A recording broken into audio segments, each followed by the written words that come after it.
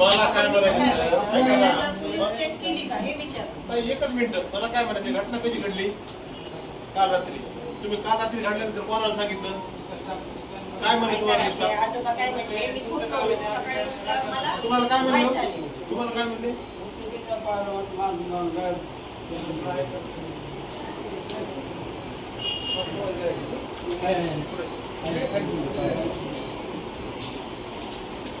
काय म्हणले तुम्हाला ते स्टाफ? स्टाफ काय म्हणले माहिती दिल्यावर?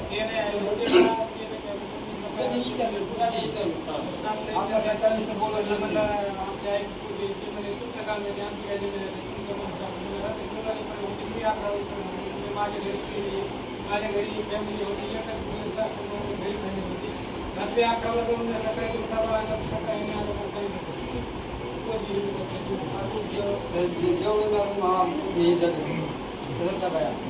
काय सांग.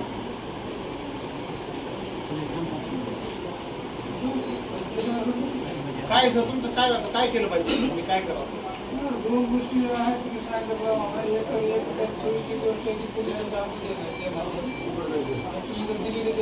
सुद्धा माझी तक्रार नाही, मी फक्त पोलिसांना इन्फॉर्म केलेलं आहे. परंतु आता सीसीटीव्ही नाही स्वतः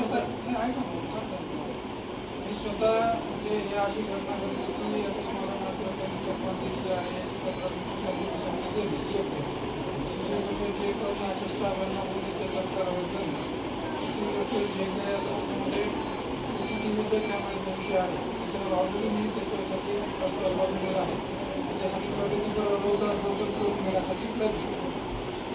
आता सर आम्हाला असा संशय आहे, त्यांना आम्हाला असा संशय आहे, नेमकं ते सोनं चोरीला गेलंय का त्या महिलेचं गरज दाबलंय का तिचा खून झालाय? असं असेल तर आपण पोस्टमॉर्टम करावं. काय तुम्हाला काय वाटतंय? तुम्ही जे म्हणता तशी पेशंट भरण्यासारखं होतं का? पेशंट भरण्यासारखं होतं का? पेशंट कसं आणलं तुम्ही? यांना जर तशी शंका असेल भाऊ तुम्हाला तुम्हाला तक्रार द्या आणि पोस्टमॉर्टम त्याच्यामध्ये स्पष्टता मिळेल. डेड बॉडीची विटंबना नाही. जर एक महिला आहे 60 वर्षे आहे, तिथे जर नरडा दाबून तिच्या गळ्याला दाबून हा प्रकार सेन्सिटिव्ह नाही, सिरियस नाही प्रकार. तुमच्या स्टाफला आयसीयू मध्ये कर्मचारी अंगठा छापायचं का? अशी तुम्हाला शंका असेल तर तुम्ही तक्रार द्या. आपण त्याची पोस्टमॉर्टम करून त्याची कशा करू. इन कॅमेरा त्या पोस्टमॉर्टम. महिलेसोबत काय विटंबना झाली, तिच्या मृत महिलेसोबत काय विटंबना झाली याचा जर तुम्ही दिल्ली घेतलीच असणार कॅज्युअल वाटलं असेल. काल पण 2 स्टाफ मध्ये हाणामाऱ्या झाल्या सर. मोबाईल चोरीला गेला असेल ना तुम्ही आम्हाला तक्रार द्या. इन कॅमेराच्या अंडर त्याचं पोस्टमॉर्टम करण्याची व्यवस्था करू. 3 सदस्यीय कमिटी करून मला जर असं वाटत असेल किंवा त्यांना तुम्ही मागला तक्रार द्या. तक्रार अंतर्गत मी तुम्हाला पोस्टमॉर्टम इन कॅमेरा करून त्याचा रिपोर्ट जे काय असेल ते आम्ही सादर करू सांगा.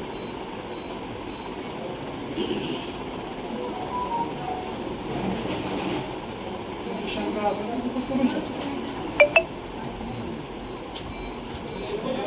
सिरियस पेशंट असताना माणसाला इतर पाहिजे कोणत्या अवस्थेत पेशंट आहे त्याच्यावर पेशंट आहे कळत नाही. पेशंट बरोबर सोनं नेणारा त्याला कळायला पाहिजे पेशंट कोणत्या अवस्थेत चोरणारा तेवढी एवढी अंगात पाहिजे ना. सहानुभूती नसते चोरणाऱ्याला, तेवढी सहानुभूती नसते.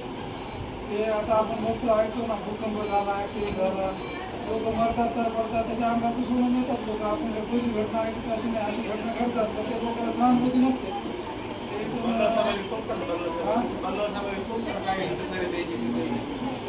आपण त्यांना सांगितलं मी तक्रार पाठवून देतो त्यांना. आमच्या ज्या तुमच्या रिलीज आहे माझ्या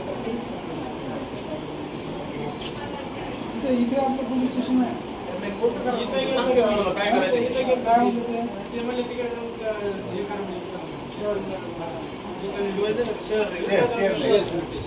मला सगळं फोन कर, त्यामुळे सांगते काय करायचं नाही करायचं.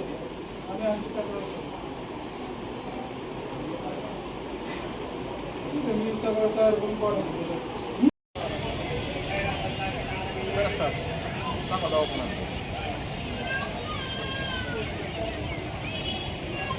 आज आपण शासकीय बीड जिल्हा रुग्णालय येथे आहेत. अतिशय धक्कादायक प्रकार या ठिकाणी घडलेला आहे. या ठिकाणी राजुरी सर्कलमधील सोन गावातील एक 60 ते 62 वर्षाची महिला होती. काल तिच्या छातीत कळ आणि छातीत तिचं दुखत होतं म्हणून रुग्णालयामध्ये तिला ॲडमिट केलं होतं. ॲडमिट केलेलं असताना त्या महिलेवर उपचार चालू असताना काल रात्री त्या महिलेच्या गळ्यातील 1 तोळ्याचं सोनं, 50 सोन्याची मणी आणि डोरलं या ठिकाणी चोरी केलेली. या प्रकरणी आम्ही तक्रार दाखल करण्यासाठी सिव्हिल सर्जनकडे गेलो होतो. सिव्हिल सर्जन या ठिकाणी बसलेले असताना सुद्धा त्यांनी पेशंटकडे येऊन चौकशी करणं या ठिकाणी गांभीर्याचं समजलं नाही. आम्हाला त्यांनी लेखी अर्ज करायला सांगितलं आहे. जे पेशंट मयत झालेले, त्यांच्या आईचं सोनं चोरी गेलेले, त्यांचे या ठिकाणी हे मुलगा आहे. सांगा काय झालेलं आहे? रात्री 2च्या नंतर मी गावाकडे येतो 12 वाजता. वडील तिथे दिसतो. त्यानंतर रात्री त्याला आता पोटच जायचं. पलीकडून जा, हो, पलीकडून जा.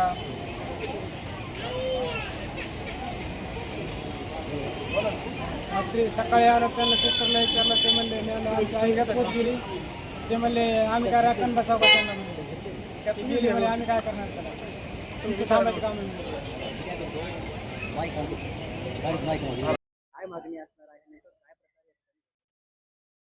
आमची मागणी काय. माझं नाव संदीपान जगन्नाथ हिगे, राहणार सोनगाव, तालुका, जिल्हा बीड.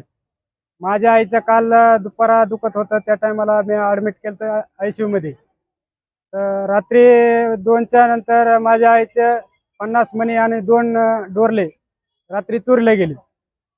आज कर्मचाऱ्यांना त्यांना विचारलं. ते म्हणले आम्ही काय राखण बसाव का त्यांना.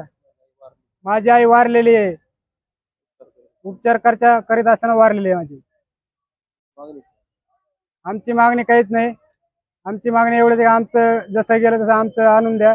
कुणी हे केलं असेल ते चौकशी करावा, हीच आमची मागणी.